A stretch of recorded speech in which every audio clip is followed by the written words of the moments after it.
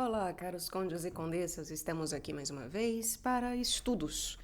E agora começando um novo estudo, que eu espero dar continuidade até o fim, deste livro maravilhoso de Annick de Suzenel, O Simbolismo do Corpo Humano. Opa! Este livro já está integralmente gravado aqui no canal. Ou seja, eu conto com a boa vontade de vocês, alguns capítulos são longos, eu conto, portanto, com a boa vontade de ouvirem antecipadamente cada capítulo, certo? Que já está gravado na playlist da autora.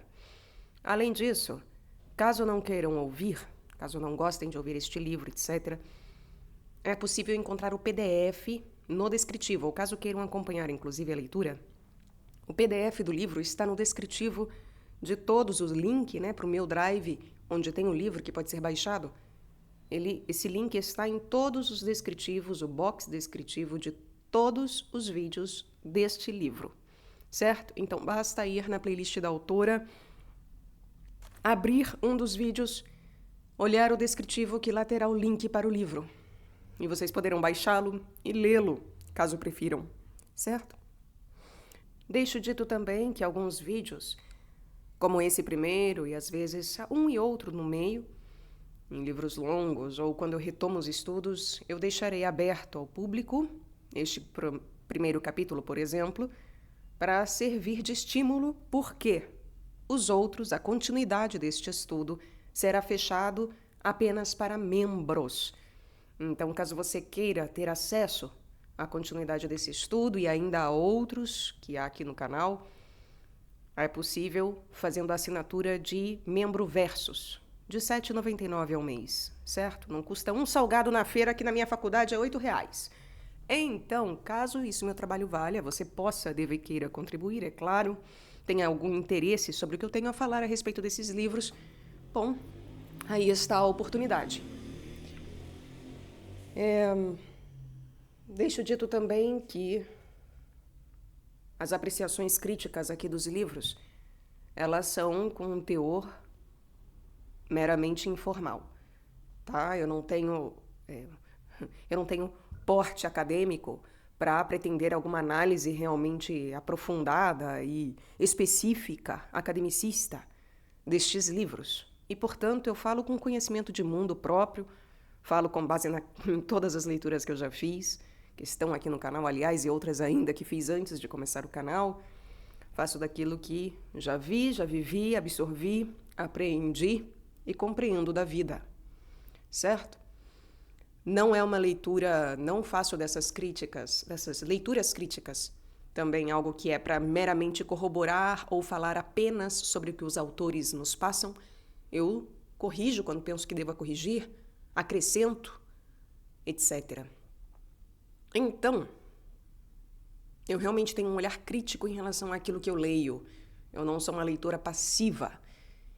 E esses estudos também não visam ser uma mera passividade ou uma mera apreensão sem filtro, né? Ah, o autor falou, eu falo amém. Não, nanina, não. Tá? Caso você goste, portanto, desse tipo de conteúdo, você está no lugar certo. Então, comecemos, sem mais delongas. Capítulo 1. Este livro vale a pena tê-lo em mãos, obviamente, a autora, ela é espetacular, ela advém do judaísmo e foi convertida ao catolicismo. Importante dizer que no livro tem toda a relação das letras hebraicas, tem uma relação também da árvore da Sefirot, certo? Já disse que é possível encontrar o PDF do livro, caso não encontrem em sebo este livro. Bom, no capítulo 1, nós temos aqui o título O Mi e o Ma, o eu interior e o exterior das coisas. E a autora começa trazendo, inclusive, uma fala da Tábua da Esmeralda. O que está embaixo é igual ao que está em cima, e o que está em cima é igual ao que está embaixo para realizar o milagre de uma só coisa. E ela começa falando, portanto, de Hermes Trismegisto e como isso é uma chave de ouro, não é verdade? Claro, a autora também traz em seguida, e essa é a problemática deste primeiro capítulo, o fato de que, quando o mundo é criado, há há uma distinção que Deus faz. A distinção entre o em cima e o embaixo. Esse em cima e embaixo é caracterizado aqui pela autora como o mi e o ma. O mi sendo o em cima e o ma o embaixo. Ela traz, inclusive, esse em cima e embaixo, referente ao Gênesis, né, quando Deus vai justamente tendo a distinção de luz e trevas, e vai separando, inclusive, até chegar a homem e mulher, certo? E ela trará um cunho realmente de um dentro e fora, que não é meramente alto e baixo, nem em cima e embaixo. Ela até chama a atenção de que não é uma espacialidade em si. Nós não podemos nos confundir isso, essa regra, ou esse ato divino, como uma espacialidade meramente, mas sim como uma interação. Duas realidades que estão em uníssono e em interação. Elas têm independência, mas a sua própria independência é interdependente. Então vejamos algumas passagens aqui do livro que a autora nos traz, né? Olhamos então para o mundo como uma criança olha para um brinquedo mecânico, cuja estrutura ela desmonta para fazer um inventário de seus segredos. Isso numa crítica em relação ao que é hoje em dia. Nós sabemos que o em cima e o embaixo, o dentro e o fora, o externo e o interno, as dualidades, homem e mulher, macho, fêmea, negativo, positivo, etc., para que haja manifestação de vida, precisam estar integradas. Hoje, o mundo, como está dado, ele não tem dessa integração. Nós perdemos a semelhança, perdemos esse contato divino entre uma realidade e outra, entre o próprio homem e o divino, entre o seu lado divino junto do seu lado humano. E, portanto, nós hoje somos como, justamente, crianças que têm um olhar meramente mecânico em relação às coisas, que até tem uma curiosidade. Ela coloca aqui a figura da criança tendo muito bom ânimo, não é verdade? Porque a criança é cheia de curiosidade. Ela se atreve a mexer no mundo de uma maneira descompromissada. Contudo, nós adultos sabemos que o mundo hoje não é de uma maneira ingênua ou mesmo inocente que lidamos com o mundo. É de fato de uma maneira mecanicista, bem autoritária muitas vezes, uma maneira mecanicista extremamente desvirtualizante e profana. Profana no sentido de realmente criar uma cisão, um descolamento entre aquilo que é dentro e fora, entre aquilo que é macho e fêmea, entre aquilo que é em cima e embaixo. Nós segregamos como engenheiros de engenharia reversa para conseguirmos compreender algo que, na verdade, só pode ser, de fato, compreendido em unidade, em integridade, em soma de partes, enquanto constituinte como um relógio, não é verdade? Eu posso ver e estudar cada parte dele. Contudo, é quando eu uno todas as peças e coloco-as em movimento, em vida, é que eu observo de fato que seja o relógio. E o relógio não é a mera junção das suas partes, mas a integridade de todo o processo. Então, o próprio homem, como a autora vai trazer, o homem e o mundo, né? A própria chave, conhece-te a ti mesmo e conhecerás o universo e os deuses. Ela traz uma realidade do homem no mundo e o mundo no homem.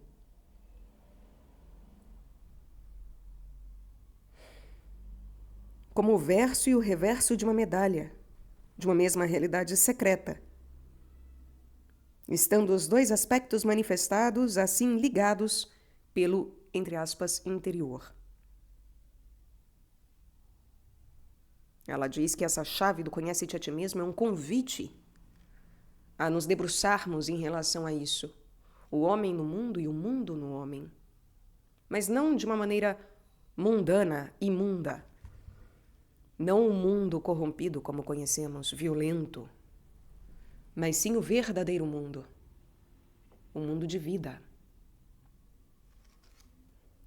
O interior e o exterior das coisas não tem aqui nada de espacial. Eu já chamei a atenção no começo. Trata-se primeiro de uma casca, e ela coloca a casca entre aspas, que pertence ao domínio da manifestação.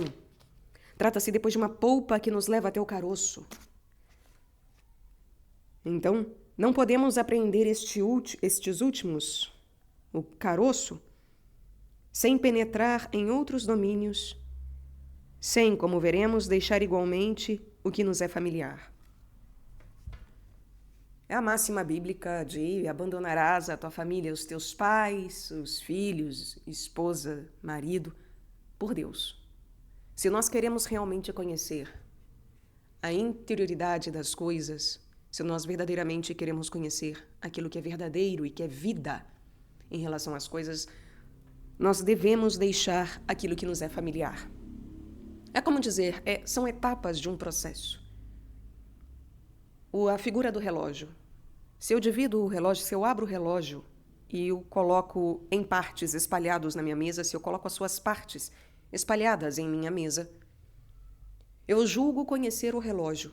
Julgo saber que, então, relógio é a soma dessa engrenagem e dessa engrenagem, que passando a cordinha ali faz com que essas engrenagens rodem. Só que isso não é o relógio em si. As horas nem sequer estão ali, presentes, naquela engrenagem. É o funcionamento daquilo tudo em conjunto que revela as horas. E o relógio não é sobre as suas partes, é sobre a hora. E, portanto, aquilo que nos é familiar num determinado patamar, nós devemos deixar para trás se queremos passar realmente a integridade das coisas. Ou ainda, se eu quero conhecer justamente a engrenagem do relógio, eu preciso me desfazer e me desapegar daquilo que eu conheço do relógio enquanto algo que eu uso no meu pulso, por exemplo. Então eu preciso ter desse desapego daquilo que é familiar, porque eu preciso partir de uma assunção, uma assertiva de que eu não conheço nada, eu nada sei, eu nada conheço. E aquilo que eu julgo conhecer pela familiaridade, todo dia eu com o relógio no pulso. Não o conheço em verdade, porque não conheço o seu interior, não sei do seu mecanismo, não conheço aquilo que o compõe. Então, eu preciso me lançar naquilo que desconheço, e para isso é sempre um processo, seja esse anterior, seja um posterior, é sempre um processo de abandono daquilo que é familiar. Conseguem ver que, se eu sou familiarizada com o meu relógio no pulso o dia todo, eu me desfazer dessa imagem, me desapegar, inclusive, havendo até a possibilidade de eu perder o relógio, não conseguir colocar de volta, encaixar todas as peças, ele voltar a funcionar como antes. Mas, se eu quero de fato estudá-lo, eu preciso correr esse risco, inclusive. Então, eu saio de uma esfera de familiaridade para adentrar outra desconhecida, assim como, a partir da hora que essa esfera de familiaridade é aquela das peças do relógio, eu também preciso, mais uma vez, me desfazer dessa familiaridade, desfazer-me daquilo que é conhecido e que está dado, com o qual eu estou, portanto, familiarizado, mais uma vez, para que eu possa novamente entrar em contato com a realidade do relógio em si mesmo. Porque se eu não passo por todo esse processo, eu não conheço de fato o relógio. A partir da hora que eu tenho um relógio no meu pulso, eu não conheço o seu interior. Mas a partir da hora que eu espalho as suas peças e passo a conhecê-las, e conhecer a sua engrenagem, o seu funcionamento, a forma de funcionamento, etc., eu também ainda não conheço o relógio, porque eu o conheço por reflexo e por partes. E isso não é o que o relógio é. Contudo, entretanto, quando eu novamente uno as peças e observo novamente o relógio no meu pulso fechado, em uníssono, em harmonia, me mostrando as horas naquele momento do dia, eu agora entendo que o mostrar as horas não é algo do seu interior, não é a sua engrenagem que de alguma forma caracteriza e mostra as horas.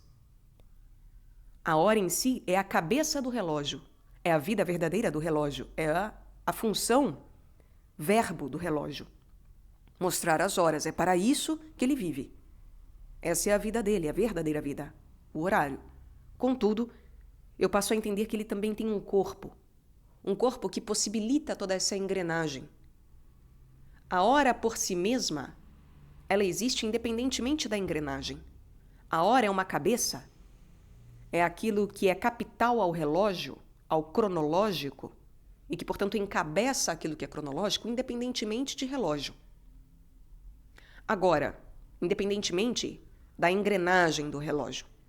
Agora, quando eu conheço a engrenagem também, eu passo a entender que existe um corpo inerente a esse relógio que possibilita uma apreensão completa do relógio, dentro e fora.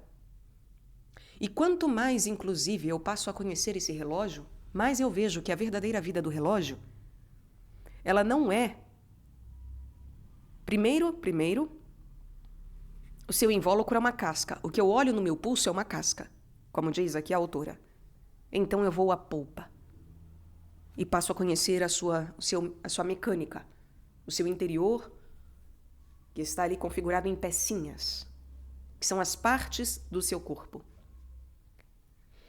E a partir da hora que eu novamente fecho esse relógio e coloco novamente no meu pulso, ou o contemplo na minha frente, inteiro novamente, me mostrando a hora naquele momento do dia, eu passo a compreender que, inclusive, a autora não trata disso, eu estou indo para além do que diz a autora, tá? Inclusive, aquilo que era interno passa a ser o que nós chamamos externo. Aquilo que é interno me revela que o corpo não é o principal é a cabeça. E que, portanto, ter acesso ao próprio mi que traz a autora e a polpa verdadeira, por isso que ela diz que não é espacialidade, nisso ela acerta. Não é espacialidade, mas é você ter acesso a uma essencialidade que quando eu olho o relógio e o contemplo finalmente inteiro, cabeça e corpo, aí sim eu acesso o mi. Aí sim eu acesso a verdadeira polpa, que não é destituída da sua casca, mas passo a entender que o caroço, a polpa, a casca,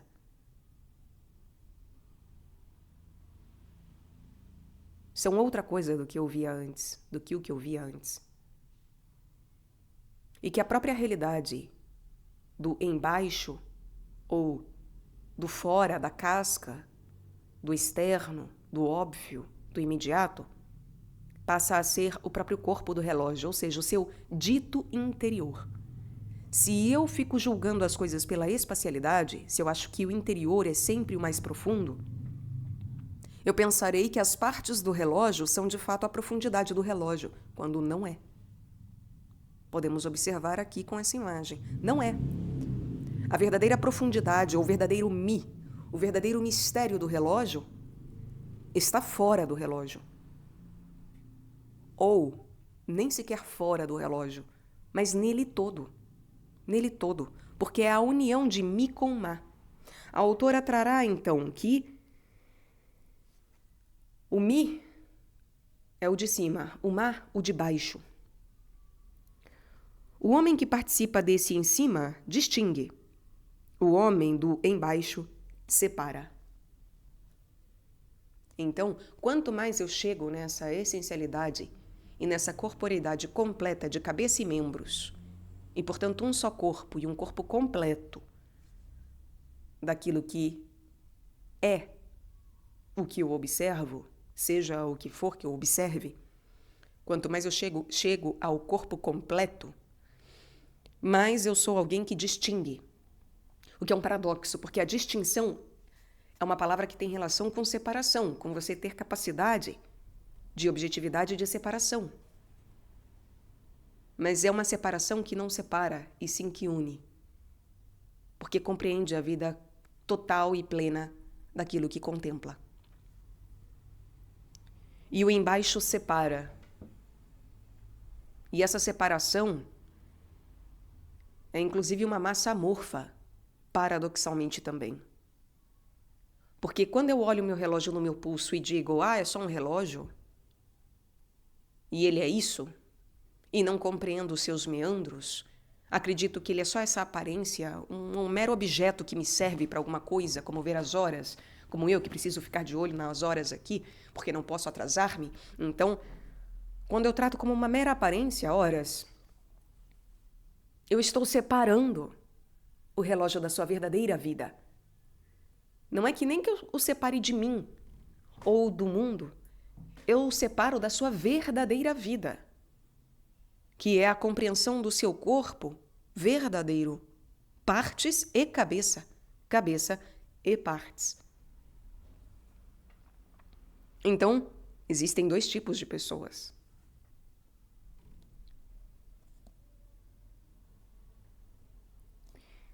Depois ela traz justamente, né? Separar significa exatamente distinguir. Vem, que foi o que eu acabei de falar, é um paradoxo, né? É um paradoxo e talvez até uma questão de uma falta de léxico português em português para melhor denominar o separar, que ela significa com um embaixo, com um homem de baixo, e a distinção de separação do homem de cima. Mas creio que me fiz entender, espero que sim. E aí ela cita o que eu já citei também em relação a Deus, que Deus distingue a luz das trevas, o dia da noite, o homem da mulher, e sobretudo, das águas principais, Maim.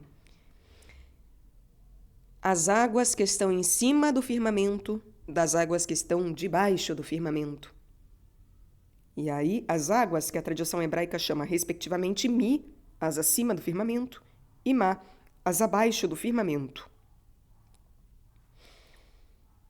Ela até traz aqui a questão da letra Shin, do Shamayim, em que é onde essas águas se encontram unidas, certo? Esse firmamento, em hebraico, é dito Shamayim. E é justamente um local, o firmamento é o local, é o ponto de união dessas duas realidades. É o ponto de união, certo?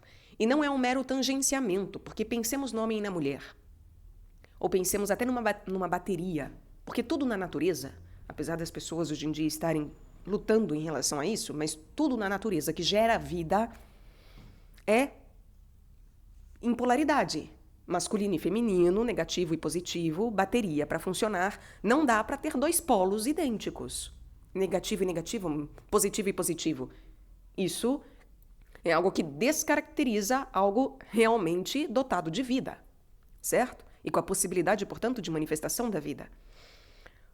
Quando eu observo, então, uma bateria, uma pilha, ou ainda, mais belo ainda, observamos um homem e uma mulher que fazem amor, o que ocorre? Ocorre uma penetração de forças, uma troca de forças, certo? O homem penetra a mulher e a mulher é penetrada.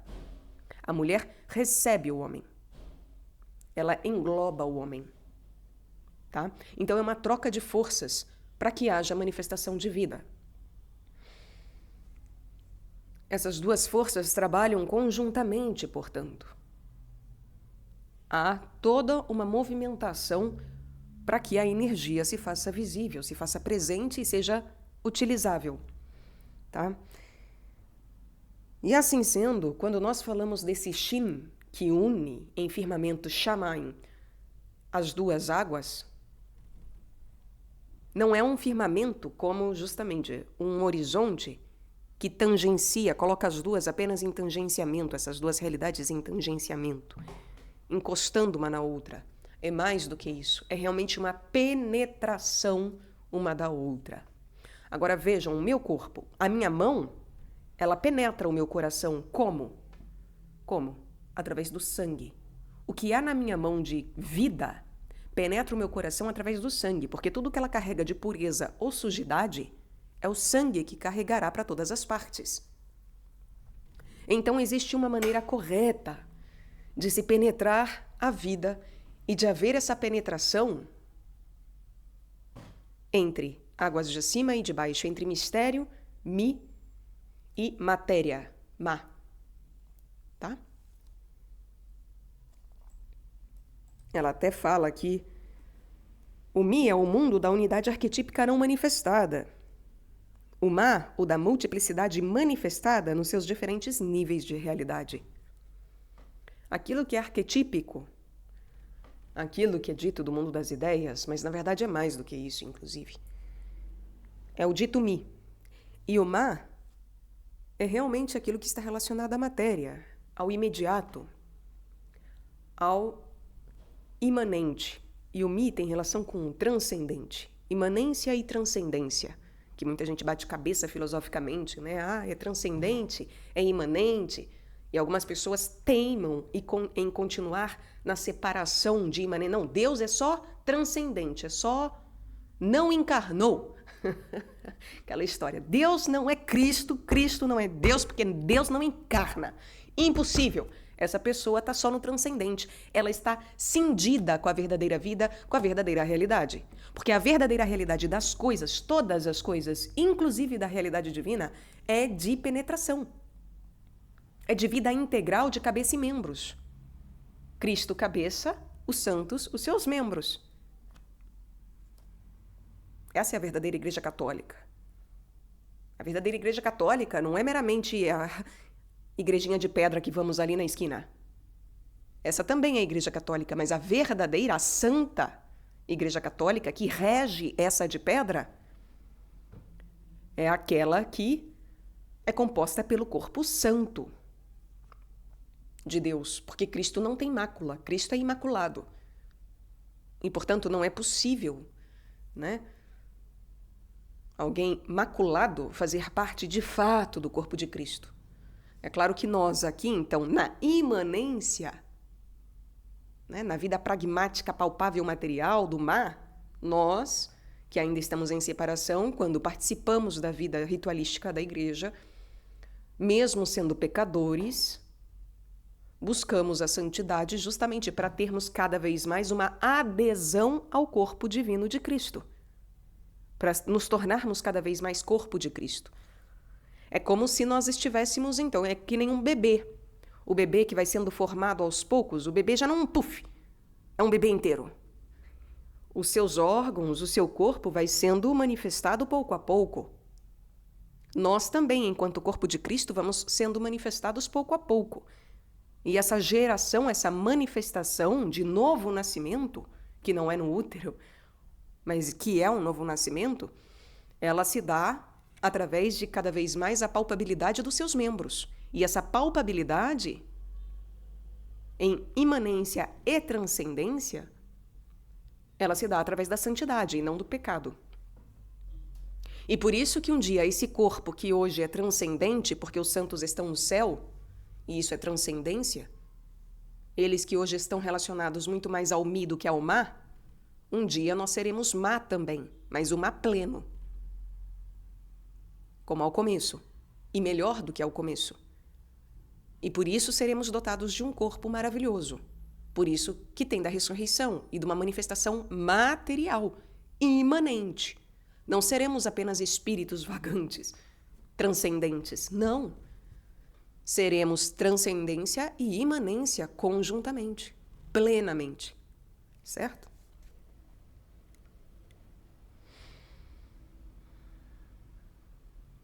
Ela até faz a comparação aqui, a raiz mi, em grego, será a raiz mu. E dá algumas palavras com as quais podemos meditar, né? Fazer meditações como fechar a boca, calar-se, ser iniciado. Isso tudo tem uma relação com o mi, o mu, grego, mi, hebraico, mu, grego. E aí ela traz até a palavra mito, murmúrio, mudo, mistério. Importante conhecermos essas palavras. Por isso que aquele que verdadeiramente busca, ele fala muito pouco, ele fala menos do que aqueles que julgam já ter encontrado. É claro que há um momento, como santos doutores, em que somos chamados a falar e podemos falar.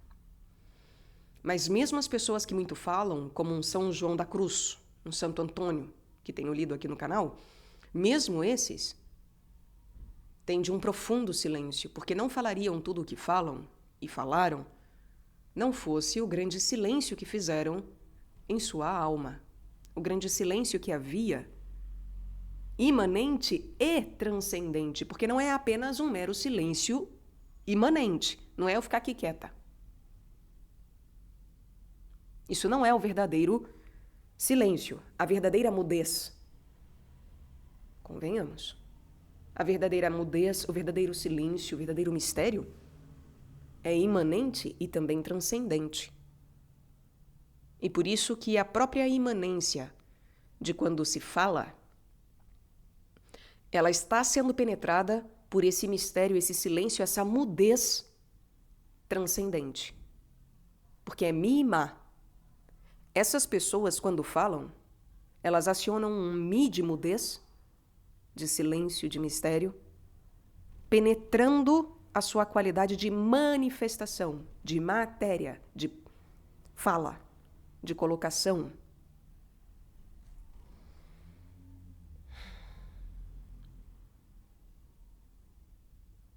O ma é a raiz mãe de todas as palavras que significam manifestação, manifestação, matéria, maternal, matriz, mão, mãe.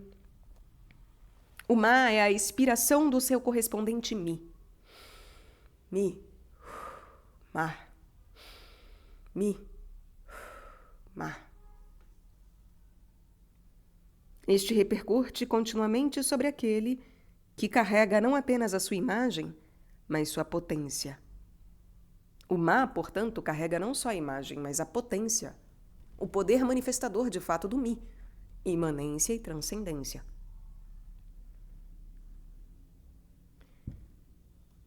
O símbolo simbolem, lançar junto, une o ma e o mi. O diabolem, lançar através, separar, separa os dois mundos e deixa vagando ao léu o do ma, privado da sua exata referência e da sua exata potência. Então vejam só. Por que nós falamos, então, símbolo? Cristo é símbolo. E o diabo é separação, é desvio, é separação, é inimizade. Aqui está claro, pela etimologia é claro. E não é algo que, então, é transcendente. Não é transcendente, o diabo não existe de verdade, é só transcendente, é uma ideia, é um arquétipo. Isso, quem fala isso são pessoas, então, cindidas da verdadeira realidade, que não entenderam que mi e ma são uma só coisa e que tudo aquilo que é transcendente é imanente. Depois se dizem hermetistas. Hermes Trismegisto deixou escrito o que há em cima, há embaixo. E o que há embaixo, há em cima.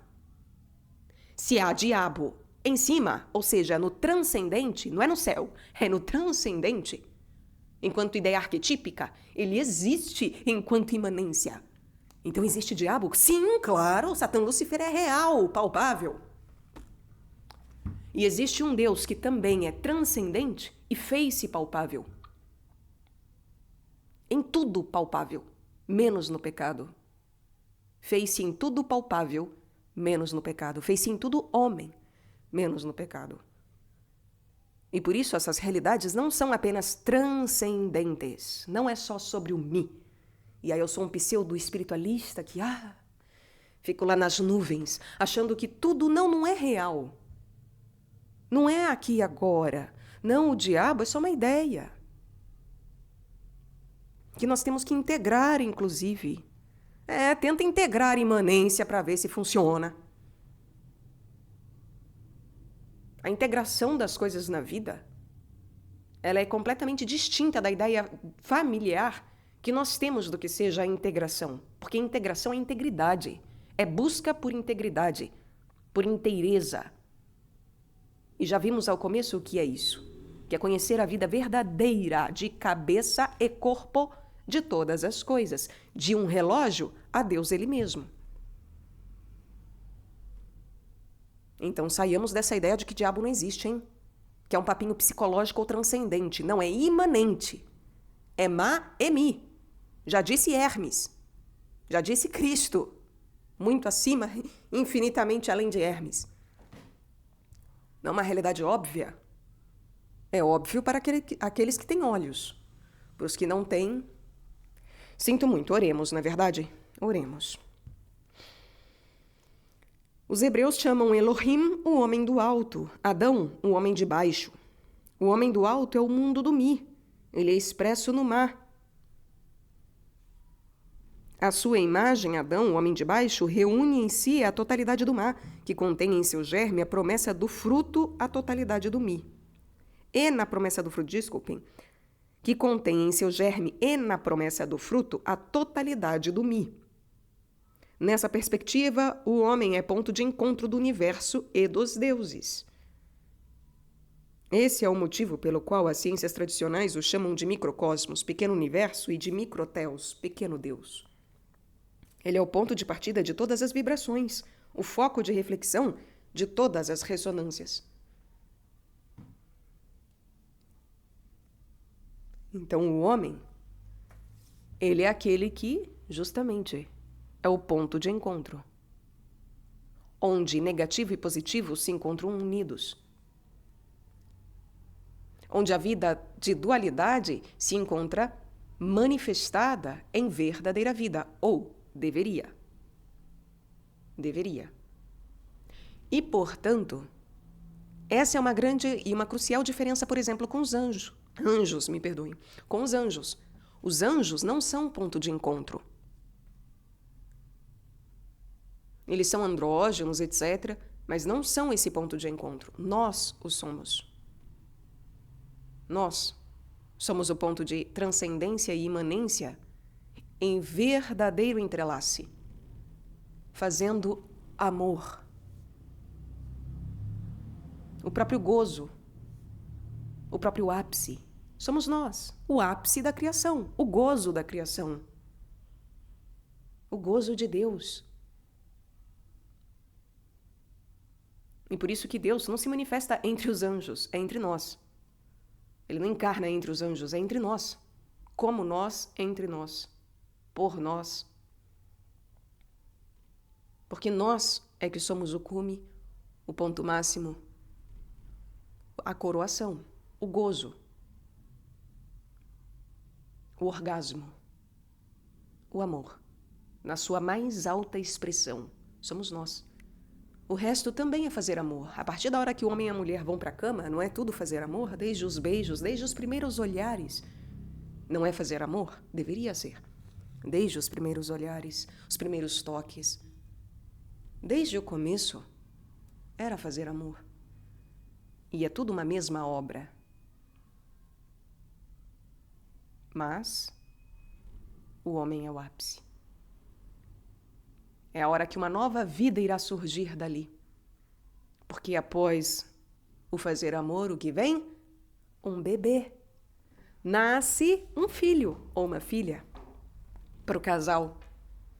Não é verdade? Ou deveria, né? Por isso que não podemos nos fechar à concepção. Por isso que é homem e mulher e sem fechamento à concepção. Porque tudo isso, que é um mistério grandíssimo de transcendência, imanentemente está representado no homem e na mulher, no matrimônio sagrado, sagrado. Não é em qualquer união por aí, maluca não, tá? Mundana, moderna, não. É no matrimônio sagrado. E tem gente separando, casando e separando. Gente do céu, é um problema. Imagina Deus justamente cata e fala tchau, obra. No meio do processo, ele interrompe o coito e fala tchau. Para no quinto dia e fala, não posso gozar. Parou. Se Deus se fechasse à concepção, ele não criaria o homem, porque o homem é o gozo, é como a ejaculação. É o ápice, então. Como seria possível isso, gente? Deus não teria criado o homem, basicamente. Criaria todas as outras coisas. Ai, que gostosinho, que prazer, né? Que gostosinho. Mas aquilo que dá trabalho, que faz suar, que faz sofrer, que faz morrer, não foi pelo homem que ele morreu ou foi pelos bichos? Foi pelo homem. Não foi pelas plantinhas, pelas pedrinhas, foi pelo homem. Nós, seres humanos. E morreu por quê? Porque é como os pais que morrem para os filhos, pelos filhos, né? Porque morrem para a vida que tinham, E é a partir daí que começam de fato as dificuldades, as verdadeiras dificuldades de um casal. É quando o filho vem, não é verdade? Porque é o filho que será o desafio. É o filho que irá se rebelar, se revoltar. É o filho. E é pelo filho que os pais se sacrificam.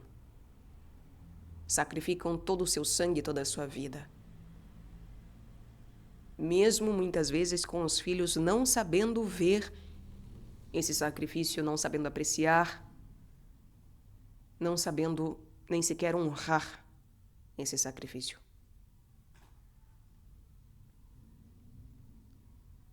Imaginem se Deus se fechasse à concepção realmente. É um absurdo, é uma deformação total e completa da sua obra. Nós não teríamos sido feitos. E se nós verdadeiramente somos gratos pela nossa vida e criação, por parte de Deus, nós não nos fechamos à concepção. Nós nos abrimos à concepção. E, portanto, não temos métodos contraceptivos. Entendem o tamanho das coisas que estão implicadas nisso? Por isso que o matrimônio não é para qualquer um. Por isso que transar, fazer amor, ir para a cama, não é qualquer coisa.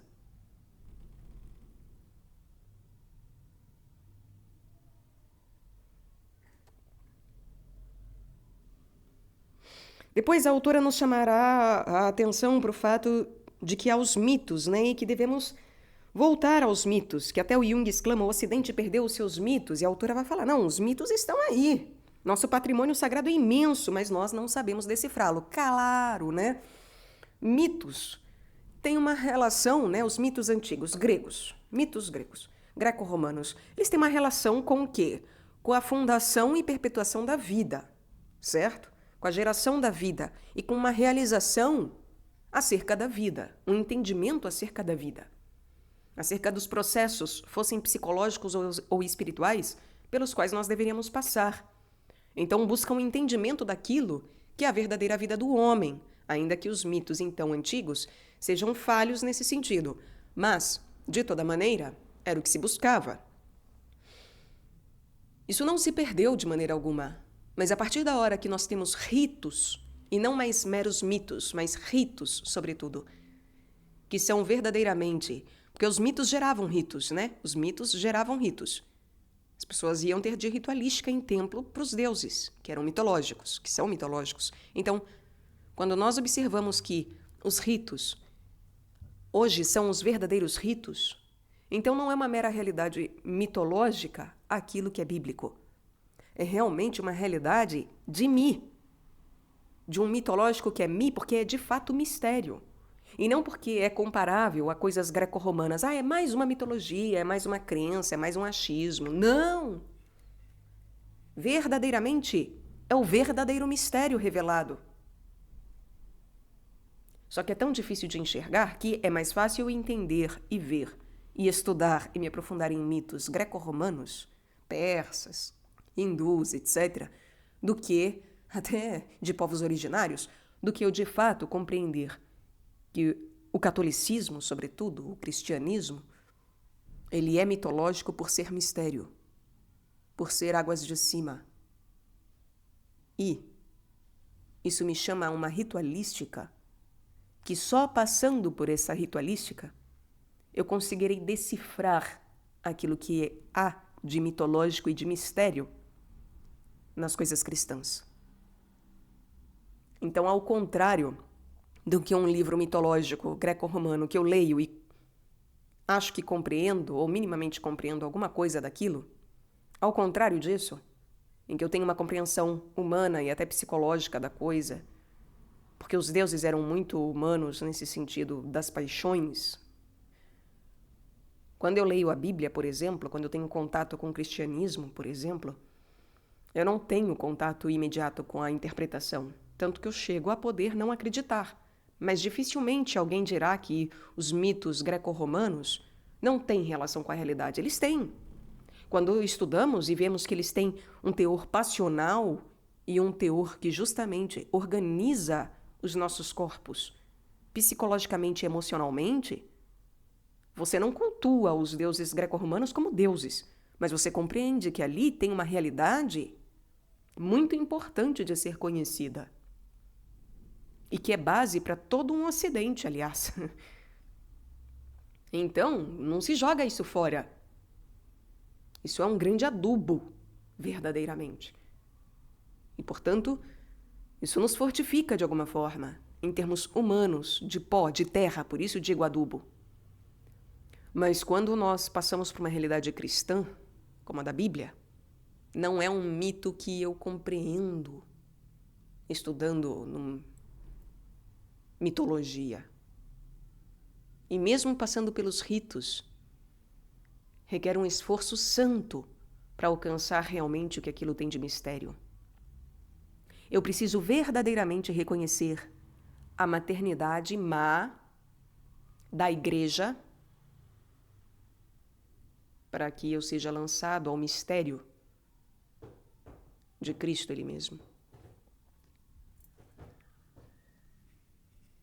Então os mitos estão por aí, os ritos estão por aí.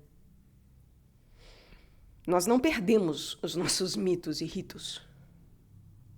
O negócio é que realmente não temos olhos e não queremos ter a partir da hora que achamos que santidade não é para mim, não. Santidade é um negócio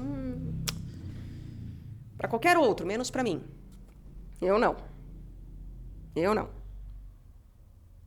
Tá tudo lá dentro da igreja. Basta querer buscar. E não é só de bater cartão, mais uma vez, não é só bater cartão. É verdadeiramente enxergar que a igreja é mãe, ter Maria como mãe, ver que Cristo é esse ser mitológico verdadeiro do mistério e querer essa adoção da igreja enquanto mãe, enquanto matéria, enquanto maternidade. E mãe, eu obedeço e sou nutrido pelo leite dela. E o leite dela são o quê? As suas regras, os seus dogmas, as suas doutrinas e, portanto, as suas leis. Sem isso, eu não cresço. Sem isso, não há maternidade. E, portanto, não há má que dirá me, não é verdade? E aí ela até diz, né? Desnutridos, sedentos, corremos para países ainda capazes de nos proporcionar esse alimento, essa linguagem. O que é uma bobagem, não é verdade? Continuamos passando fome. Somos que nem a samaritana que tem trocentos maridos, né? 5 maridos, e nenhum, de fato, foi capaz de sustentá-la. Estava ela lá no poço, tirando água. E aí fala, somos incapazes de reconhecê-las, né, as nossas próprias riquezas, à mercê de todas as doenças mentais, que nada mais são do que raquitismo espiritual. Olha o que a autora fala, coisa que hoje em dia tem gente que talvez fosse ser cancelada. É ela dizendo, hein, não sou eu, que doença mental é raquitismo espiritual. Doença mental é raquitismo espiritual. E as pessoas acham legal falar por aí quais doenças mentais elas têm ou deixam de ter. Não é verdade? Cada um com a sua etiquetinha. Deveríamos ter vergonha da vida que levamos e das suas consequências. É claro que temos que ter cuidado. Eu não gosto desse tipo de fala pelo seguinte: não é materialmente possível julgar as pessoas. Porque é isso, é como eu olhar o relógio do lado de fora e falar, as suas engrenagens e a sua totalidade de corpo é assim assado, quando não é. Eu não conheço, de fato, a verdadeira vida daquele que eu observo. E por isso que requer a anamnese, que é justamente eu pegar o relógio, abrir o relógio, ver as partes do relógio, unir o relógio novamente e novamente me lançar a um olhar contemplativo e não meramente observador em relação ao relógio. Fazemos isso com cada pessoa que encontramos que tem um problema mental? Não, não fazemos. Nem sequer com cada pessoa que encontramos por aí na rua no nosso dia a dia. Porque não temos capacidade e nem ânimo para isso. E porque também não somos chamados a tanto, porque tem 8 bilhões de pessoas no planeta indo para 9, não é verdade? Então não é com todo mundo que conseguiremos isso. Contudo, entretanto, é claro que não está tudo bem, tudo o que nos acomete e acontece. E por isso a autora chama a atenção para isso. Certo? Mas não saiam por aí, por favor, achando que, tem problema mental, tem TDAH, tem alguma atipia neurológica, tem algum problema, algum desvio, isso e aquilo. Pronto. Tem raquitismo espiritual. Essa pessoa é atrasada espiritualmente, aí coloca uma etiqueta e manda pro inferno. Todos nós somos atrasados espiritualmente, tá? Todos nós temos raquitismo espiritual, porque, aliás, doença mental não é só, sei lá, TDAH, bipolar, não é só borderline e todas as atipias possíveis e imaginárias e, enfim, espectros e o que seja, transtornos e o que seja que mexe com a nossa mentalidade, né? Porque doença mental aqui, ela tá mostrando tudo que mexe com a nossa mentalidade. Então, não importando se é doença, se é espectro, transtorno, tudo o que nos torna atípicos em relação ao que seria esperado, o que seria típico, isso revela alguma problemática. Contudo, não podemos julgar, porque todos nós somos atípicos. Quando nós pensamos que Cristo é a mente, corpo, alma, espírito. Somos triplos. Eu sempre falo sobre isso. Somos triplos, corpo, alma e espírito. Espírito Santo, terceira pessoa. Cristo, segunda pessoa. Pai, primeira pessoa. Cristo tem relação com a alma, que é o que vivifica o corpo.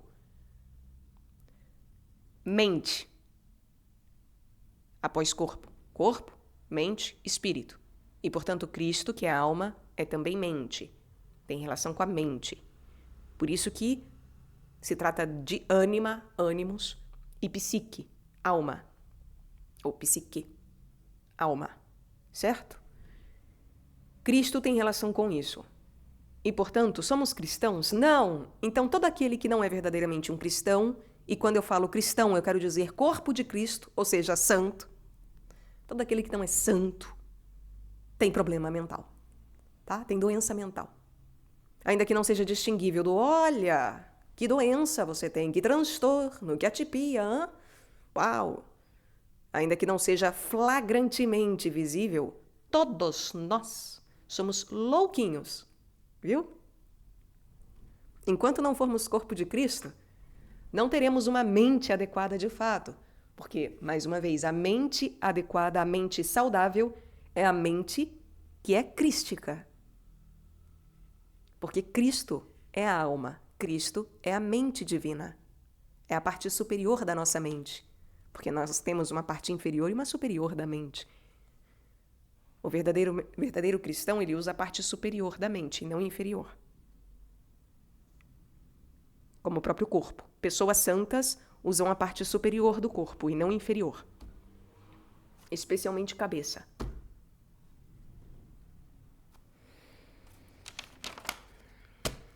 Bom.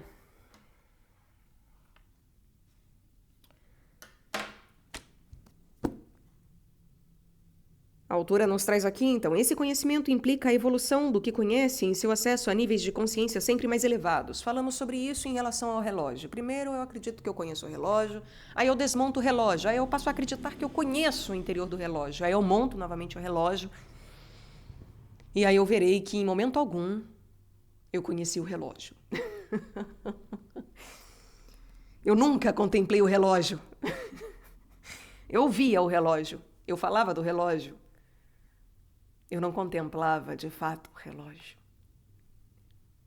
Eu mexia no relógio, configurava o relógio, mas eu não sabia o que era a verdadeira vida do relógio. E são etapas, então. Não adianta ficar achando que eu vou ficar observando o relógio e uma hora a observação se tornará contemplação. Não! Abre o raio do relógio. Aprenda as partes do relógio. Tenha coragem. Sejamos homens. Virtuosos, né? Tendo da virilidade da virtude. E sejamos delicados, mulheres, Marias, o suficiente, femininos, o suficiente, e isso é um chamado a todos, homens e mulheres, femininos o suficiente para justamente termos delicadeza no processo, porque se eu sou um bruto, se eu sou ignorante, se eu sou um machinho, que eu acho que eu vou abrir o relógio, pá, pá, pá, dando paulada, de jeito nenhum. Se eu vou achar que eu, numa mesa suja, num lugar de trabalho maculado, conseguirei compreender o que seja o relógio nas suas partes, não conseguirei. Eu preciso o quê? Limpar o meu laboratório, limpar a minha mesa de trabalho, para que a engrenagem não se misture com outras coisas. E na hora de fechar o relógio eu não coloque lá, né, sei lá o que dentro junto, que nem gente que eu já vi. Veterinário que abre gatinho para tirar o útero da gata, por exemplo, fazer a castração e abandona. E só tem gente, né? Não é só em bicho. Em pessoas humanas também fazem isso, né? Os médicos são impressionantes. O tanto de carniceiro que tem por aí, né? Em veterinária e em medicina é impressionante. Tantos médicos na sala, tantos veterinários, tantos enfermeiros e conseguem esquecer pano dentro das pessoas e dos bichos. Instrumento, bisturi, tesoura. É um negócio impressionante, né? Impressionante. Me perdoem aqui a minha paixão em relação a isso, é porque eu já vi casos e eu já vi morrerem por conta disso. Eu vi. É um absurdo, é um descaso com a vida, é uma falta de respeito, para dizer o mínimo. E, portanto, se nós achamos que nós vamos abrir um ser humano, um bichinho, um relógio, em um lugar sem asepsia, vai causar morte. Em um lugar em que eu não consiga ter uma noção palpável do que é o quê, e consiga realmente, essa é a peça 1, essa é a 2, e entender o raio do manual de instruções, e eu próprio ir tendo acesso a esse manual ao criá-lo. Para isso requer organização, asepsia, organização, atenção plena, delicadeza. Isso é um processo feminino, isso não é um processo masculino. O processo de segregação e separação de engenharia reversa é um processo feminino. Feminino. É mariano. E por isso que tem que ser virginal, asséptico, puro. E por isso que aquele que busca verdadeiramente fazer a engenharia reversa das coisas divinas, esse busca ter o quê? Ele sabe que quem é o laboratório? Ele mesmo, o corpo dele. A sua mesa de trabalho, o seu coração. Como é que eu limpo essa porcaria de laboratório imundo? Como é que eu limpo a minha mesa de trabalho? Como é que eu tenho uma asepsia para que eu não morra? Obediência, pobreza, castidade. Na veia. Seguir regras, seguir leis. Não pode isso, não pode aquilo. Ah, mas que chato. Pois é chato mesmo. Limpar casa é gostoso, por acaso? Tem gente que tem dom para isso. Ótimo, maravilhoso. Eu, por exemplo, não tenho. Acho chato, mesmo. É uma delicadeza feminina que eu não tenho. Ainda que eu seja uma dona de casa, inevitavelmente, porque moro sozinha, sou celibatária, graças a Deus. Então, eu preciso arrumar a minha casa todinha, sem ajuda de ninguém, porque meus gatinhos não ajudam a limpar, pelo contrário, ajudam a desarrumar e espalhar pelo para tudo quanto é lugar. Então, é um trabalho contínuo, eterno, porque a tendência do mundo é o quê? É desorganizar, é a entropia, é o raio da entropia. É o caos se tornar cada vez maior e não diminuir. É haver o espalhamento das coisas e não a união. E, portanto, a minha capacidade realmente delicada de compreensão das partes e de limpeza e organização do escritório, do laboratório, da mesa de trabalho, para que a função seja cumprida de maneira adequada e apropriada, isso é algo do feminino que todos nós devemos buscar. E por isso que não se é uma pessoa cristã se você não for uma pessoa mariana. Não tem como. Não tem como. Não tem como. Maria foi o laboratório mais perfeito que já pisou na Terra. O corpo mais perfeito, imaculado. Não houve uma ferramenta de trabalho fora do lugar. Um pó em cima da sua mesa. Nada. Nada de maculado no seu coração. Nada. Foi Deus que limpou ela mesma. E é claro que, em última análise, é Deus que nos limpa também de forma mariana. Tudo que é próprio de Maria é Deus quem faz, e não nós a nós mesmos. Mas nós buscamos, nós pedimos, nós nos organizamos minimamente para isso. Nós tiramos a tralha, não é verdade? E aí isso é um processo todo feminino. Não é um processo de machinho. O processo laboratorial é extremamente feminino. Porque tem relação com a matéria diretamente.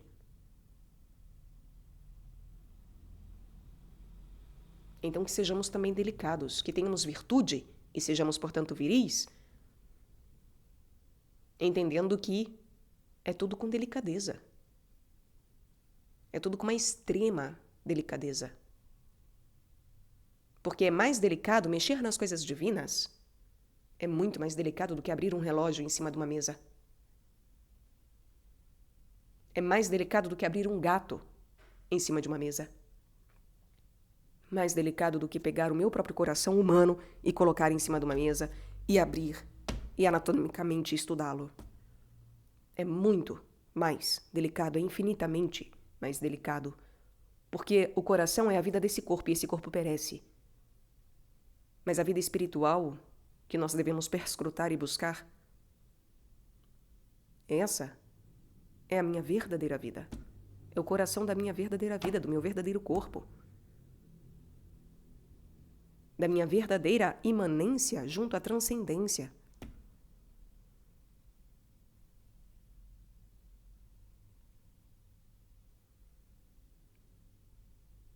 É a própria transcendência em si mesma.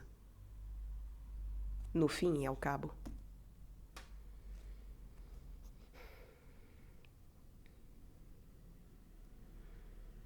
Para os que participam do mesmo nível, o conhecimento é objetivo. É como as coisas aqui que eu digo. Quem não é cristão, quem não é católico, pode ser até cristão, mas aí não é católico, vai falar, não, ela fala bobagem. Para quem compreende, para quem vê, para quem já perscruta essas coisas há muito tempo, e Deus minimamente já proveu alguma coisa para que a pessoa possa se alimentar e comer e continuar a caminhar nessa senda de busca verdadeira, sincera, honesta, espera-se, porque senão nada encontrará senão morte, engano, desvio, separação, diabo. Então, para quem entende, para quem vê, para quem minimamente busca isso realmente, isso é algo objetivo. É algo que, inclusive, eu nem precisaria dizer, porque é óbvio. É objetivo no sentido de é óbvio. Basta estar vivo para ver. Porque é algo óbvio. Bem óbvio. Tão óbvio quanto o relógio apresentar-me as horas do dia. Em contrapartida, os seus dados são considerados subjetivos por aqueles que não decolaram da prisão em cujas categorias o nosso mundo do mar conserva cativa a nossa mente. Ou seja, para aqueles que são materialistas, ateus, né? Aqueles que querem provas, sei lá, que não creem, que duvidam de tudo. Para esses, o que eu falo aqui é crença dela, é achismo dela, é pensamento dela, isso é ela, é o subjetivo dela. É uma perspectiva dela, como tantas outras.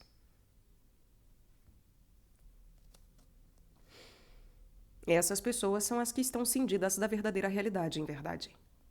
Por isso que se diz na Bíblia. Para você conhecer realmente as coisas de Deus, a sabedoria de Deus, há que se ser louco aos olhos dos homens. E para ser sábio aos olhos dos homens, você se torna louco aos olhos de Deus, não é verdade? E aí ela diz que justamente só essas pessoas que estão cindidas com a realidade, elas de fato conseguem descolar objetividade de subjetividade, né? Porque para um bom entendedor as duas coisas se somam em uma única vida. Enfim. No alto, todo esse dualismo desaparece numa ultrapassagem de que voltarei a falar mais adiante. Pois é, o próprio Cristo mostra isso, né? São João não, me perdoem, São Paulo mostra isso. Em Cristo não há homem e mulher, judeu e pagão, etc. É a dualidade, né? Só existe pagão e judeu, ou cristão. Ou você é cristão, ou você é pagão ou judeu, tá? Não tem outra possibilidade. Assim como ou você é homem ou você é mulher. Não tem outra possibilidade. A outra possibilidade, além de homem e mulher, é cristão. A outra possibilidade, além de judeu e pagão, é cristão. Positivo e negativo, ou cristão. Noite ou dia, ou cristão, ser cristão, eternidade, Jerusalém celeste, onde sol e lua convivem. e não há astros para iluminar de fato porque ela é luz em si mesma, etc. Apocalipse de São João, importante lê-lo, conhecê-lo. Enfim, ela fala, privados dessa referência são ilusão. Eles são chamados subjetivos pelos céticos, aqueles que não têm nenhuma consciência do mundo do Mi. Os que não têm consciência do mistério, do mundo do Mi, de Deus, da divindade, esses, então, vão chamar quem falam coisas como eu de subjetivos. É crendice, é subjetivo, é achismo. E projetam sobre os outros a sua própria ignorância.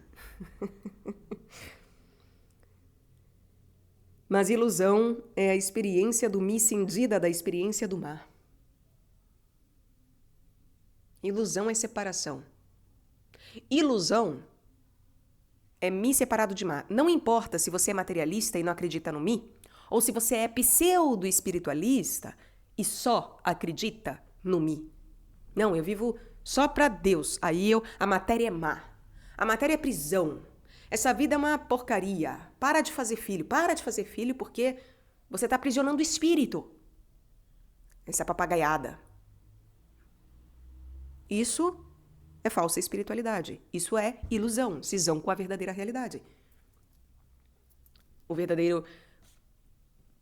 verdadeiro, íntegro, santo, são, portanto, porque santidade tem relação com sanidade, aquele que é são compreende que é Mi e Ma, é transcendência e imanência, é mistério e é matéria. São os dois, em união. Não é só um ou só outro. Eu sou só materialista, ateu, não acredito, não quero. Eu sou só espiritualista, não, eu não vivo pra matéria, dane-se a matéria não me importa, isso e aquilo. Não. É só Deus. Vou meditar aqui e pra Deus é só isso que importa. Não importa a matéria, não. Matéria é prisão. Não importa o corpo. O corpo é prisão. Começam esses papos tortos. Isso aí é estar cindido da realidade, como mostra a autora, tá?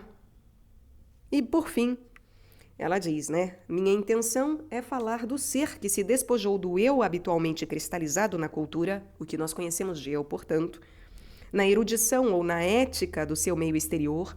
Olha, ela inclui a ética, tá? Não é o que as leis falam, não é o que eu eticamente acho que é eu.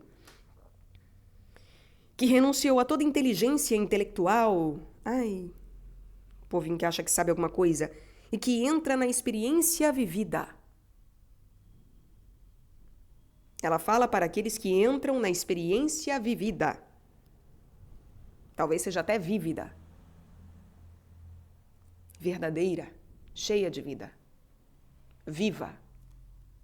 Então, dando ao objeto da sua meditação todo o poder de ser, o que conhece, num dado momento, é dominado pelo conhecido e se torna objeto de meditação deste último.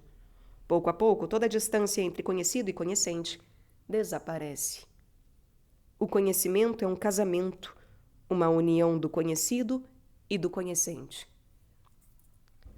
Se eu começo a meditar sobre Deus, se eu começo a buscar Deus, se Deus se torna o meu objeto de meditação, se a vida de mistério, a vida transcendente, a essência se torna... Se eu sei que eu sou imanência e a vida transcendente se torna realmente o meu lugar e o meu objeto de observação, meu ponto focal de observação e meu objeto de observação, então em algum momento Deus passa a também me olhar e me meditar. E isso é santificação. E isso se torna um casamento. Eu olho Deus e Deus me olha. E Deus me olha já não de uma forma meramente transcendente, como um ser absolutamente distante, mas pessoalmente. Ele veio, ele esteve aqui, ele andou aqui. E isso é importante porque justamente é carne com carne e transcendência com transcendência. Carne com carne transcendência com transcendência. É alma e corpo, deitados não mais na cama, mas na cruz, no vertical e não no horizontal. Conhecimento é amor. Conhecer Deus é amá-lo, e amá-lo é conhecê-lo. Eu só amo de fato o relógio, o outro, ou mesmo a Deus. E claro que não deve ser nessa ordem, mas primeiro a Deus, depois ao próximo. E quiçá um relógio, ainda que o amor não seja de fato para as coisas, mas entendendo que tudo é criação de Deus, tudo é criatura de Deus, e que, portanto, é possível amar as árvores, o sol, a lua e até mesmo os relógios. Então, quando compreendemos que irmão Sol e irmã Lua, como São Francisco o fez, é porque realmente conhecemos aquilo que amamos e amamos aquilo que conhecemos. E temos de uma contemplação em relação ao outro, não meramente apenas misteriosa ou apenas material, mas material, encarnatória e divina, transcendente. Se Deus se fez homem e de transcendência tornou-se imanência, nós que somos imanência, temos a obrigação, o chamado, o dever de imanentes, buscarmos o nosso transcendente. Isso é amor, isso é conhecimento. Quem quiser continuar buscando comigo aqui nestes estudos, torne-se membro. Beijo na testa, meus queridos. Até!